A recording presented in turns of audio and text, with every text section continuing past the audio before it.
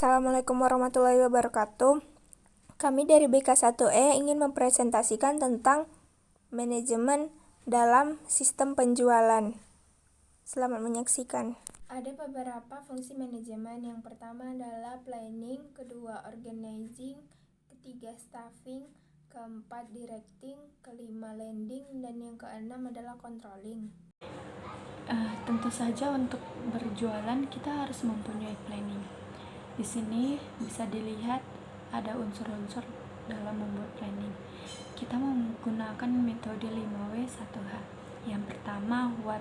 Apa kegiatan dalam membuat planning ini? Kegiatannya berjualan cimol untuk melaksanakan memberi makan kepada orang yang membutuhkan di setiap hari Jumat. Yang kedua, why? Mengapa kegiatan dilaksanakan? Karena untuk mendapatkan keuntungan dan untuk sedekah di hari berkah. Yang ketiga, how? Bagaimana melaksanakannya? Melaksanakannya yaitu dengan subjeknya mahasiswa Polmed BK1E dan objeknya kaum duafa. Where? Di mana kegiatan ini dilakukan? Tempat berjualannya melalui online dan pelaksanaan kegiatannya membagi makanan di sekitar masjid.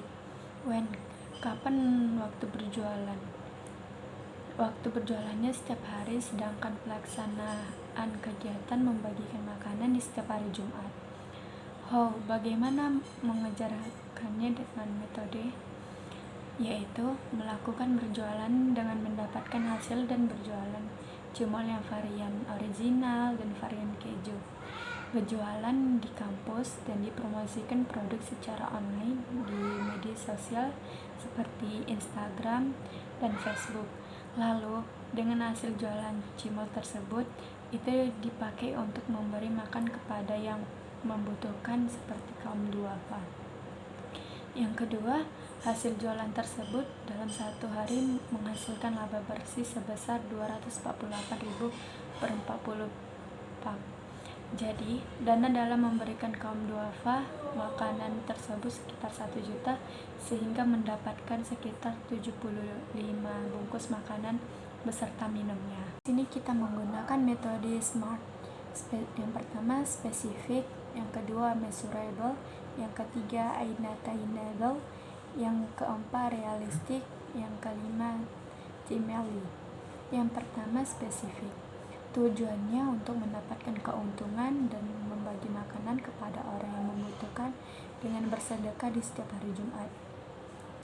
Yang kedua measurable, yaitu berjualan lalu mendapatkan hasil, lalu hasil tersebut dipakai untuk memberi makan kepada orang yang membutuhkan. Yang ketiga attainable, dapat dicapai untuk sarana dan prasarananya, yaitu dengan berjualan di sekitar berlokasi masjid dengan menggunakan meja dan kursi beserta alat transportasi sepeda motor untuk menuju ke lokasi tersebut. Yang keempat realistik, target tersebut dapat dicapai secara nyata atau realistik, yaitu sesuai dengan akal sehat. Yang terakhir timely, waktu berjualannya di setiap hari dan membagikan makanannya dilakukan di setiap hari Jumat. Struktur organisasi ada 4. Yang kesatu ada manajemen operasional yang tugasnya mengelola semua kebutuhan operasional dalam sebuah bisnis atau perusahaan. Yang kedua ada manajemen produksi, yaitu tugasnya memastikan proses produksi berjalan dengan baik dan mengawasi penggunaan bahan dan alat produksi. Yang ketiga ada manajemen marketing, yaitu tugasnya mengidentifikasi apa sesungguhnya yang dibutuhkan oleh konsumen dan bagaimana dana sistem pemenuhannya dapat diwujudkan. Yang keempat ada manajemen keuangan, yaitu tugasnya melakukan pengawasan dan pengendalian bidang keuangan dan merencanakan atas mana pembiayaan bisnis didapat dan dengan sistem bagaimana modal yang tidak dapat dialokasikan dengan tepat dalam kegiatan bisnis yang dijalankan.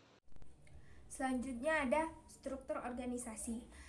Struktur organisasi memiliki 4 bagian yang turun dari pemilik atau owner.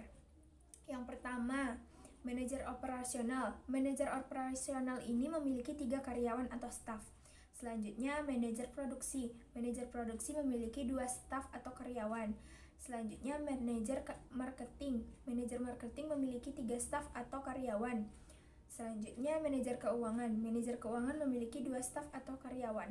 Selanjutnya ada staffing. Yang pertama, yaitu analisa jabatan. Ada 2 jabatan kosong pada jabatan staf produksi dan keuangan. Yang kedua, rekrutmen.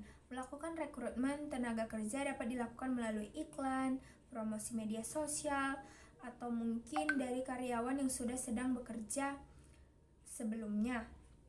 Lamaran pribadi, membuka lamaran di iklan atau di media sosial yang sudah tertera. Yang ketiga, seleksi. Melakukan seleksi melalui tes wawancara agar bisa memilih karyawan yang sesuai dengan posisi staf keuangan dan produksi. Contohnya, wawancara dengan bertanya sesuai dengan bidang yang diperlukan. Yang keempat merupakan pengenalan dan orientasi. Melakukan proses orientasi untuk kegiatan pengenalan dan penyesuaian karyawan dengan tempat lingkungan kerja yang baru. Yang kelima, pelatihan dan pengembangan. Proses ini memperbaiki produktivitas dan aktivitas kinerja karyawan. Kegiatan pengawasan, skill baru, dan meningkatkannya pelatihan kerja di lapangan. Yang keenam, pemberian jasa dan penghargaan. Memberikan kompensasi kepada karyawan bisa berupa uang, tambahan cuti, promosi jabatan, dan juga bonus. Yang ketujuh, maintenance. Maintenance merupakan mempertahankan karyawan dengan memberikan perhatian kepada karyawan, mengajak karyawan liburan akhir pekan, memberi gaji mungkin yang lebih, bonus, mentraktir makan karyawan selesai kerja, atau mungkin refreshing lainnya. 8. Pemberhentian tenaga kerja. Ada beberapa aspek yang mungkin dapat memberhentikan tenaga kerja tersebut. Seperti yang pertama, karyawan melakukan kesalahan berat seperti melakukan penipuan, pencurian, atau penggelapan uang. Dan yang kedua, karyawan melanggar perjanjian kerja atau kontrak. Yang ketiga, karyawan mengundurkan diri. Keempat, bisa jadi karyawan sudah memasuki usia pensiun. Yang kelima, karyawan mangkir, yaitu merupakan yang mangkir selama 5 hari berturut-turut tanpa keterangan dan bukti yang sah. Yang keenam, perusahaan bangkrut. Itulah beberapa aspek staffing pada manajemen. Directing atau pengarahan adalah proses mengarahkan karyawan untuk melakukan pekerjaan dengan baik sesuai dengan plan yang telah direncanakan. Dalam mendirecting atau membimbing karyawan, kami memberikan motivasi kerja kepada karyawan tersebut. Motivasi yang kami berikan berupa fasilitas, rumah dan kendaraan, uang inisiatif, bonus BPJS, tunjangan-tunjangan, uang pensiun, dan hadiah-hadiah lainnya. Meningkatkan produktivitas karyawan, kami melakukannya dengan menciptakan tempat kerja yang baik dan memberikan tempat kerja yang nyaman, serta kami menawarkan upah dan bonus yang sepadan. Kami juga mengadakan komunikasi kepada bawahan agar ada saling pengertian antar manajer dan bawahannya. Dan kami memberi semangat, inspirasi, dan dorongan kepada bawahan supaya mereka bertindak. Selanjutnya ada leading atau kepemimpinan. Kami dalam memimpin, kami menggunakan gaya kepemimpinan demokratis, yaitu kekuatan memimpin dan partisipasi pengikut dalam proses pemecahan masalah dan pengambilan keputusan. Gaya kepemimpinan demokratis kami yaitu gaya memimpin yang mengasih wewenang secara luas kepada bawahannya. Kami setiap ada permasalahan selalu melibatkan bawahan sebagai suatu tim yang utuh. Dalam gaya kepemimpinan demokratis kami, pemimpin menyumbangkan banyak informasi tentang tugas dan tanggung jawab kepada bawahannya. Gaya kepemimpinan kami ini juga menjaga hubungan baik pemimpin dengan pegawainya atau kepada bawahannya, mengasih penghargaan kepada pegawai dan manajemen yang menanggapi aspirasi bawahannya. Selanjutnya saya akan menjelaskan tentang controlling. Di sini kami melakukan pengawasan kepada para karyawan setiap harinya, dan kami juga melakukan pengawasan pada kaum yang membutuhkan tersebut, apakah ada kendala atau tidak. Kami melakukan pengawasan secara langsung dan tidak langsung. Secara tidak langsung kami melakukannya dengan mengawasi dari CCTV dan juga melihat dari laporan keuangan. Dan kami juga melakukan pengawasan secara langsung, yaitu dengan turun langsung ke lapangan, mengawasi ke tempat lokasi di mana proses pembagian makanan tersebut dilangsungkan. Kami juga melakukan upgrading kepada para karyawan supaya meningkatkan layanan yang berkualitas dan nyaman untuk mempertahankan pelanggan dan meningkatkan kualitas atau produktivitas dalam melaksanakan kegiatan membagikan makanan kepada para kaum duafa tersebut di hari Jumat setiap minggunya. Terima kasih. Sekian dari kelompok kami. Wassalamualaikum warahmatullahi wabarakatuh.